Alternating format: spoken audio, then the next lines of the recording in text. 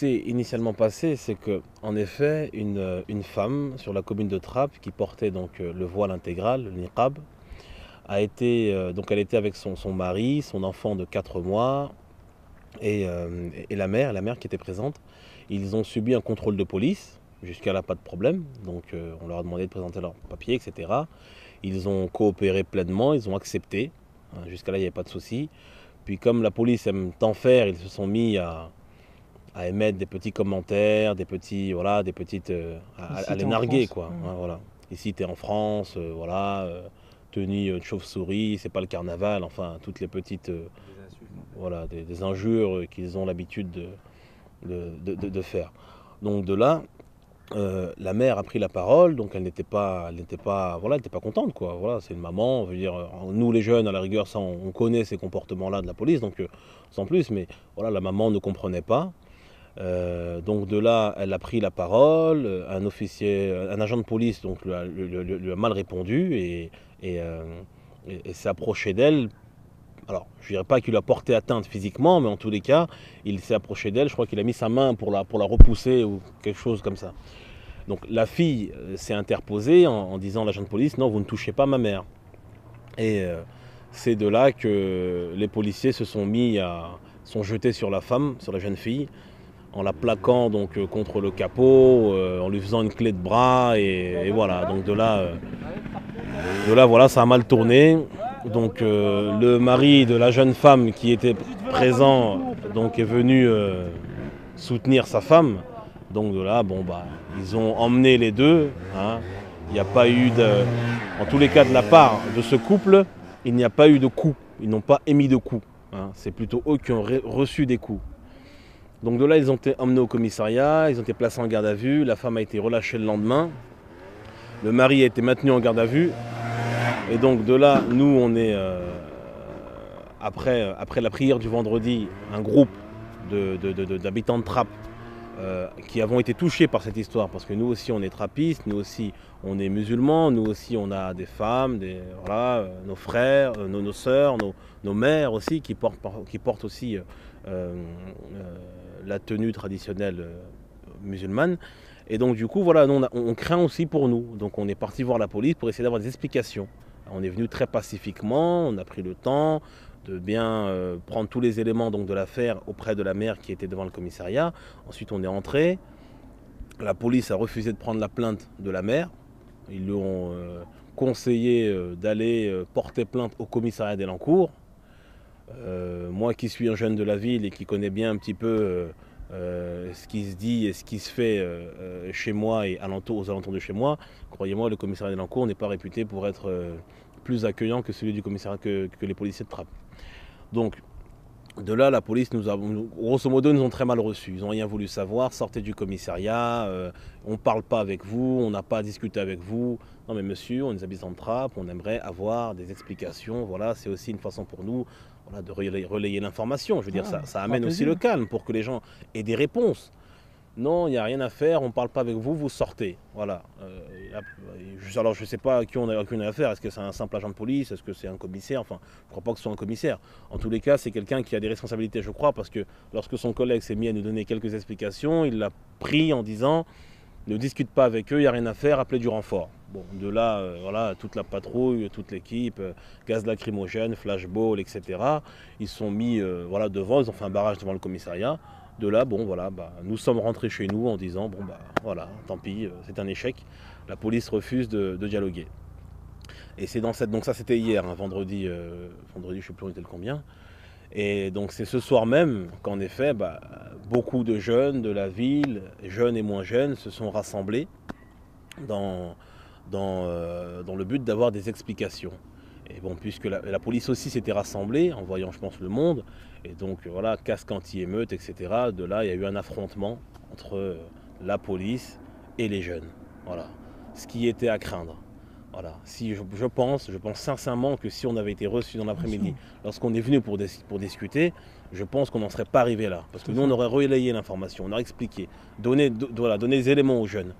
Voilà, mais on n'a pas été reçus, ils ont refusé, du coup, voilà, et puis bah, tout a éclaté, et puis maintenant qu'ils se chargent de ce qu'ils ont causé.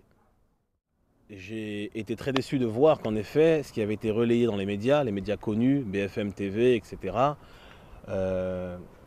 comme d'hab, c'est toujours un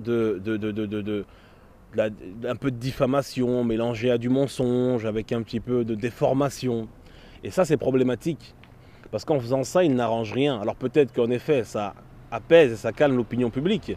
Mais nous autres, jeunes, qui vivons sur le terrain, qui vivons la réalité, on ne peut être que plus outrés de voir que, après avoir essayé de dialoguer, on a été jetés, rejetés comme des animaux du commissariat, qu'après qu'il y a eu donc des échauffourées avec la police, et bien finalement, c'est une version complètement tordue qui est transmise à la télé. Il faut arrêter. On n'a pas affaire à un homme qui a agressé la police, on n'a pas non plus eu affaire à 400 ou 500, enfin je ne sais pas, le chiffre varie toutes les heures. Jeunes qui seraient venus pour essayer de libérer un agresseur, c'est pas vrai. Moi j'aimerais que justice soit faite partout. Voilà. Et que la vérité soit relayée, pas que ce qui intéresse les médias. Là, à l'heure où je vous parle, on a encore un hélicoptère qui tourne en haut de nos têtes, mais l'hélicoptère n'arrangera rien. Ces personnes qui luttent aujourd'hui et qui se battent, tout ça, ça a été causé par une chose, non pas parce qu'un mari est intervenu pour défendre sa femme qui portait le voile intégral lors d'un contrôle, mais plutôt parce qu'une musulmane a défendu sa mère chrétienne, et je tiens à le préciser, sa mère chrétienne qui était harcelée par la police et bousculée. Voilà pourquoi certains aujourd'hui s'ingénuent à détruire ce vivre ensemble qui se passe au quotidien à Trappes, on le voit. Une sœur voilée qui défend sa mère face à des forces de l'ordre qui commettent une bavure. Là, on a un bel exemple du vivre ensemble et on a un bel exemple aussi de ceux qui veulent le détruire. Puisque tu dis, il y a eu un mouvement spontané, des gens avec leur famille, avec leurs enfants, leurs femmes, se déplacent et demandent à être reçus pour calmer la jeunesse, pour éviter effectivement que tout ça s'envenime. Ils sont rejetés, accueillis à coups de flashball. Un enfant perd son œil. Un enfant de 14 ans, il ne s'agit pas d'un émeutier, un enfant de 14 ans perd son œil. Et là, j'accuse même les médias. Quand on a continuellement des unes à l'Express, sur tous les journaux télévisés, aux 20h, des unes sur des femmes voilées, sur le voile intégral, comme s'il ne se passait que cela en France, avec la crise aujourd'hui, avec la délinquance, avec il faut le dire, les politiques véreux qui nous gouvernent, avec pendant que les Français souffrent des politiques et des ministres qui se remplissent les poches. On n'a que ça à faire, de nous parler à chaque fois de femmes voilées, comme si c'était une menace pour la République. Qui essaye-t-on de monter? Vers quoi veut-on aller? Vers une guerre civile? C'est cela qu'ils cherchent? Nous n'irons pas dans ce sens-là. Cette jeunesse demande une dignité. Les gens se sentent aujourd'hui trahis, humiliés, ils veulent reprendre leurs droits. Bien évidemment, on ne va pas se lancer dans un appel à la violence, on ne va pas cautionner cela, mais je dirais tout simplement que je les comprends. Peut-être qu'à leur âge, j'aurais fait la même chose.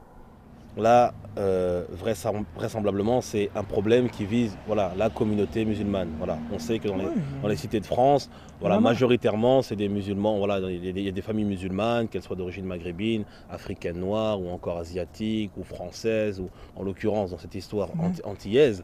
Voilà, c'est un problème qui vise la communauté musulmane. Il n'y a pas 36 000 solutions. Après, voilà, l'histoire là a eu lieu, ils sont tombés sur une équipe, sur un groupe des policiers qui se sont montrés agressifs verbalement dans un premier temps.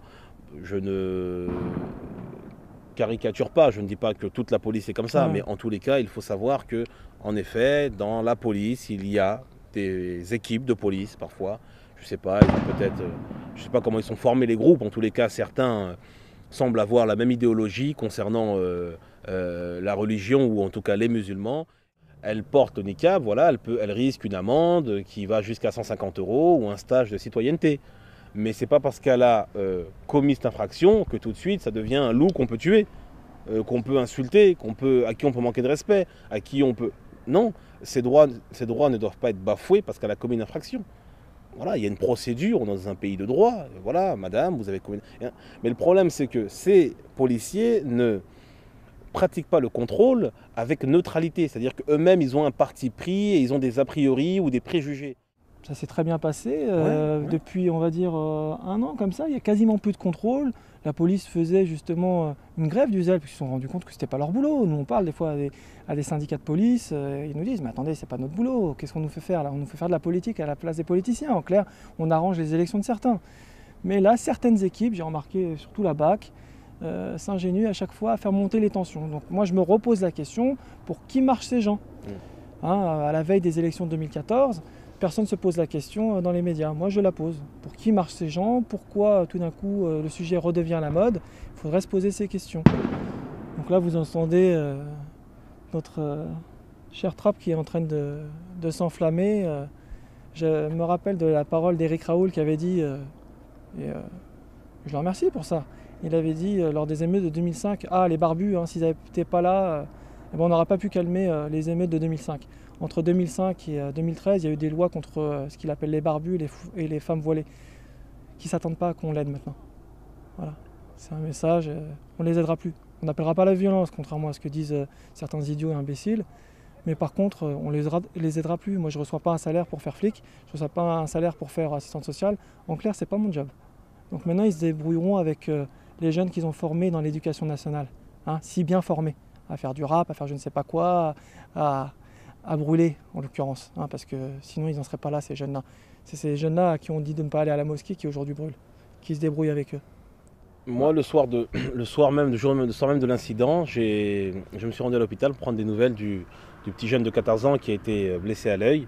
J'ai rencontré donc là-bas la mère qui, en apprenant l'état de son fils, est tombée dans les pommes, et l'oncle du petit. Moi, je suis très touché parce que le petit ne mérite pas ça. 14 ans, perdre un œil pour une histoire aussi futile, c'est triste, c'est dommage. Oui, excuse-moi, je reviens sur ça. Aucun média ne revient sur cette chose. J'ai pas l'impression qu'il soit très déontologique ou que ça soit prévu dans les procédures, on va dire, en cas d'émeute ou d'attroupement, tirer au flashball alors qu'il y a des femmes, des enfants, c'est à côté du marché, donc dans un lieu très fréquenté. Normalement, les médias auraient dû dire, mais comment on peut tirer au flashball dans de tels endroits? Il y a des mères qui passent avec leurs nourrissons. Quand les faits se déroulent, il y a des mères qui passent, il y a des gens qui nous racontent que leurs gosses de 10 ans ont des hématomes. Donc c'est ça qui devrait être mis en exergue par nos chers médias. Mais apparemment non. Non, apparemment c'est les méchants islamistes qui essayent de mettre la pression sur l'État français. Mais vous êtes mis la pression tout seul. Nous, ce qu'on a ressorti, c'est que la famille est traumatisée. Il faut se mettre la situation en tête. Vous êtes arrêté par la police, une police qui est censée vous protéger, qui lance une femme contre un pare-choc. Quand le mari demande qu'on arrête de frapper sa belle-mère et sa femme, il est molesté. Donc je pense qu'on a là des gens qui sont complètement traumatisés. On va relayer leurs témoignages puisque depuis le début, et je le répète sur les médias mainstream, on nous ment. Donc on va se rendre compte que le méchant barbu est quelqu'un de très frêle, quelqu'un de connu dans Trapp comme quelqu'un de, allez, on va dire, très inoffensif, quoi. Quand on le verra, je pense que ça parlera plus. Quand on le verra devant la caméra, on se rendra compte que les médias ont des objectifs, une propagande anti-musulmane, plutôt qu'autre chose. L'intéressant en question qui est en garde à vue, je sais qu'il a été donc déféré en comparution immédiate, qu'il a été relâché aujourd'hui par la justice, donc finalement il n'est pas si méchant que ça. C'est pas le gros méchant dont on parlait. S'il avait réellement commis les choses qu'on lui reproche, je ne crois pas qu'on l'aurait libéré. Voilà, donc il a été relâché aujourd'hui, on est content qu'il ait été relâché. Voilà, c'est déjà un petit bout de justice qui a été fait et on espère que ces choses-là ne se reproduiront plus sur la ville et nulle part ailleurs en France d'ailleurs.